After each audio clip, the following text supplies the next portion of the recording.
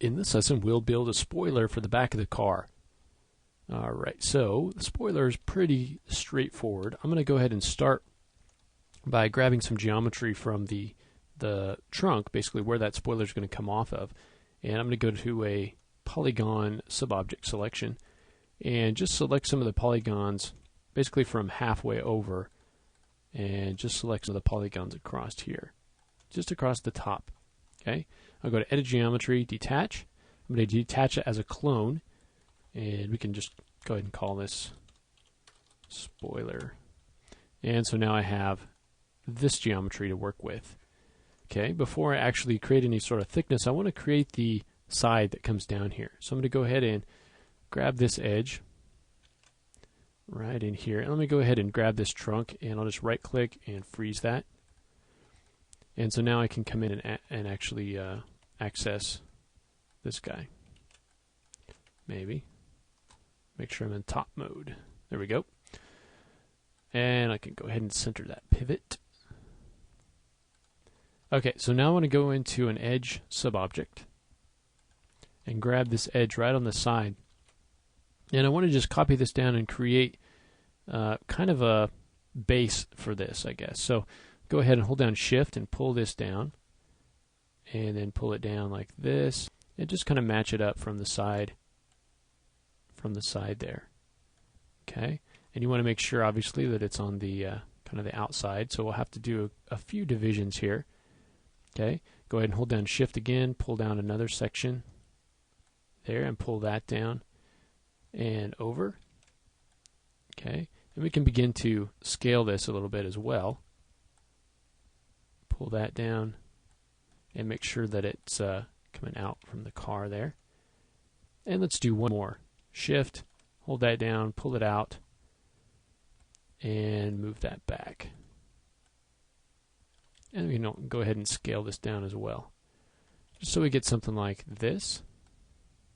That's kind of the base for our spoiler. And we can go in and take the vertices and kind of move those around a little bit to get something that looks right. We can grab this and move it in towards the car just a little bit, just to get kind of a nice base there for what's going to be our spoiler.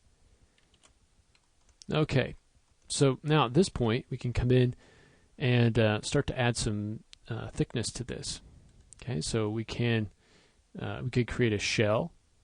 Okay, go to Modifier List, go down to Shell, and create a shell with a nice outer amount there. Okay, and I'm going to dial that down just a little bit. Okay, I'm going to go ahead and just collapse that. Say OK to that. Convert that to an editable poly. Go to a polygon selection. Grab all the polys on top. All of these guys, basically. And let's go ahead and just move those back just a little bit. Okay, and I'm going to just kind of rotate them down also. Now that works pretty well for these guys up here. Okay, but we'll have to do a little bit of tweaking for these down here. So I'm going to grab the edges along this side, and let's go ahead and just kind of move those back a little bit. Okay, and same thing here, kind of move that back, and let's kind of taper that in just a little. Go ahead and pull that in so it kind of tapers down at the ends there. Okay, now we can also select these polygons now that we've just created, these new polygons along the back side, and now just extrude those out. So we'll edit polygons, extrude, and I'm going to go ahead and use group. I'm going to give it kind of a very small amount and then pull it just straight back. And I'll just move it up a little bit. Okay, so you end up with something like that. Now, I can come in and get rid of some of this geometry. We don't need this. Either one of these lines we don't need. So go ahead and do a loop selection, delete that. We don't need these polygons in the middle because we're going to go ahead and mirror that over to the other side. All right, and so let's go ahead and just kind of shape this out a little bit. All right. So come to the side here and just make sure that we get kind of get it kind of nice round look here. So this needs to come in. Okay, and this needs to kind of come in a little bit as well.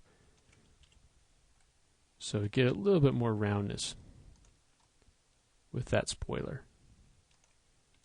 All right. Okay, and we can kind of shape this as well from the top.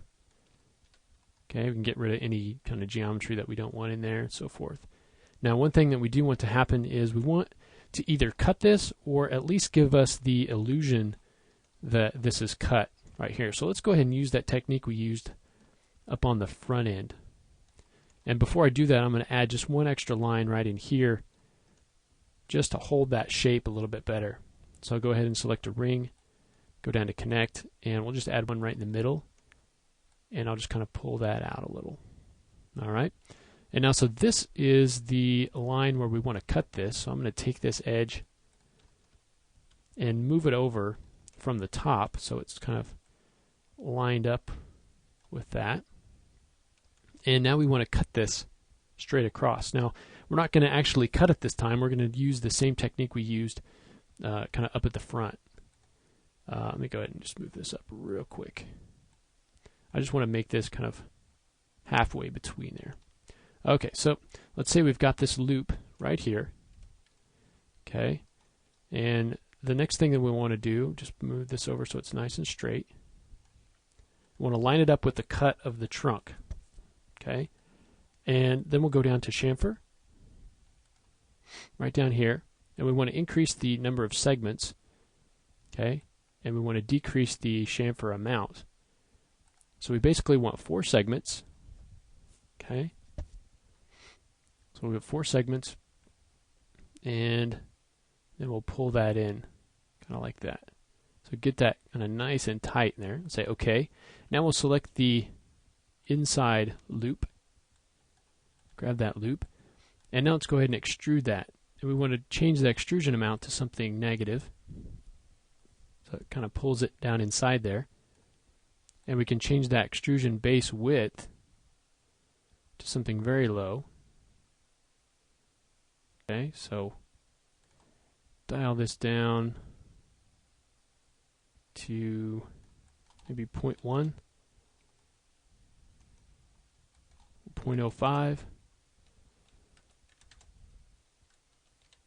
So something like that. And you can move that around a little if you want to as well. Kind of scale it to straighten it out. And so that should give you an indication of a cut there when we smooth this. Now we also want to give a little bit of sharpness here. So I'm going to take these edges, select the ring, and go ahead and run a connect there. So now if I take this and smooth it, you should get kind of an indication that there's a cut right in there. So we've got kind of a nice cut. Now that might be a little bit too soft for your needs. It just depends on what you want. Now, looking at this, it looks a little bit too, the whole thing looks a little bit too soft for my taste. So I'm going to go ahead and undo back to where I just did that, those edges. And instead of adding 1, I'm going to go ahead and add 2 and just move them out so that they're kind of nice and sharp. Okay. And that'll give it a little bit more sharpness. And if it's still not sharp enough, I think that's going to work, should work fine for us. And you can see from the side if that's going to work, if that shape is going to work. Okay, you can see how it's down a little bit. Go make sure I'm matched up there. So what we can do is just scale that up just by deforming this. If we want to get it a little bit higher, we can grab those polygons. And let me just turn off our smoothing for a second. So we can go ahead and just grab, let's actually grab this edge. Let's go ahead and grab a selection. Go ahead and make a loop selection all the way down here. Right there. And then we'll control click on polygons, and that'll give us that polygon selection. And then we can kind of just move this up and over to kind of give us a little bit more of the kind of spoiler that we want. And then if your edges aren't quite matching up, you can always just select that loop, select that ring, and then add that back in. Okay, and this time we'll just add one because we already have that one at the bottom, and we'll just slide that up until you get something like that. It's a little bit more substantial, right? And then we can go in and smooth that out.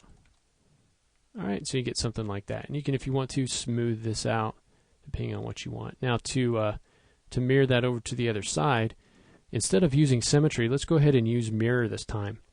I'm going to go to the pivot, the hierarchy panel, and I want to use the working pivot. So we have the ability to use kind of a temporary pivot. So I'm going to go ahead and say use working pivot, which in this case is at the origin, which is what I want.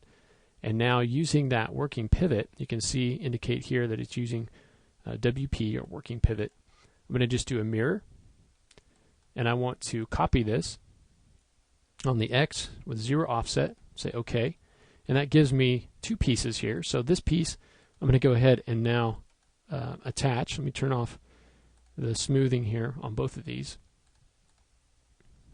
and then I'll go up to Edit Geometry, Attach, and attach both of these. Okay, and then I'll select the vertices in the middle. You can see how those are off a little bit. So now I want to actually weld those together. So I'll go ahead and weld, and I'll just dial up my threshold until I get everything welded together.